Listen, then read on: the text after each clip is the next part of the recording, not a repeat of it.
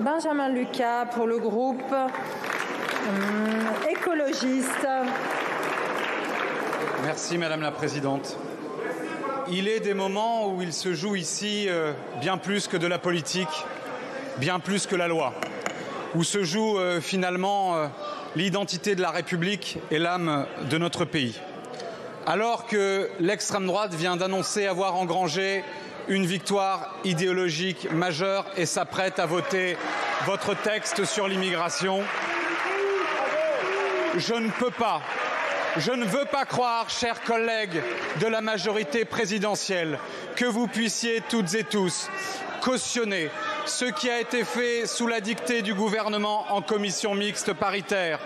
Cautionnement pour les étudiants internationaux, retour de la préférence nationale, fin de l'automaticité du droit du sol, quotas, restrictions au regroupement familial, abandon des régularisations par le travail, volonté de réformer l'aide médicale d'État en 2024.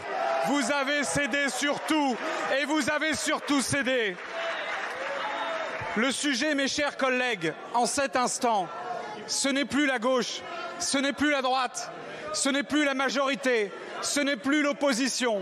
C'est le serment humaniste conclu avec les Françaises et les Français en 2017 et en 2022, quand des millions d'entre eux ont choisi de faire barrage à l'extrême droite raciste dans notre pays.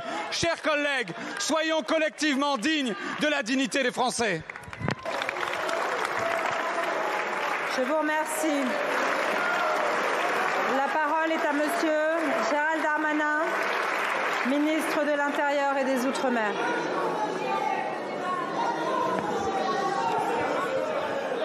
Monsieur Lucas, Madame la Présidente, pardon.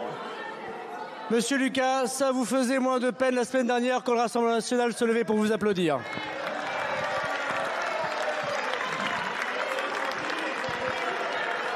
Monsieur Lucas, en plus d'aller chercher les voix du Front National, vous mentez.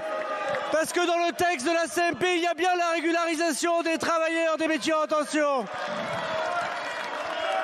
Vous mentez parce qu'il y a bien la fin des mineurs dans les centres de rétention. Et Monsieur Lucas, les deux sénateurs du Rassemblement national ont voté contre le texte du Sénat voilà 15 jours. Et aujourd'hui, Madame Le Pen viendrait courir au secours de la victoire. Mais c'est pour voir votre mine déconfit en ayant voté la motion de rejet, Monsieur Lucas.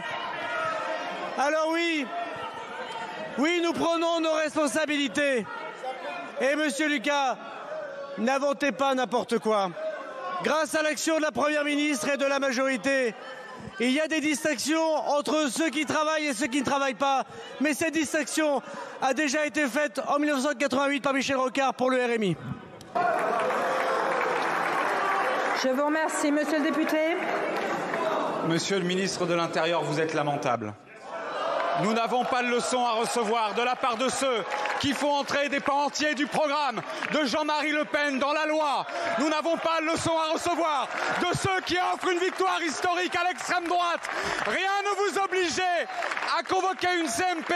Rien ne vous obligeait à présenter ce texte rejeté par l'Assemblée nationale. Vous avez cédé. L'histoire vous regarde. Elle vous jugera sévèrement. Merci beaucoup. Monsieur le ministre. Monsieur Lucas, s'il vous plaît. Monsieur Lucas, nous nous connaissons peu. Mais moi, je n'ai pas quitté la région où le Front National était fort pour me faire élire ailleurs. Moi, j'ai toujours battu le Rassemblement National. Je n'ai pas quitté la région des Hauts-de-France pour me présenter en Île-de-France. J'ai battu le Front National à toutes les élections. Et vos leçons de morale républicaine, je les mettrai dans ma poche quand je faisais à la tribune des clins d'œil à Madame Le Pen. La vérité à Monsieur Lucas, c'est que vous avez renoncé à parler au peuple de gauche pour les protéger. Nous leur parlons et nous les éviterons le Rassemblement national. Je vous remercie.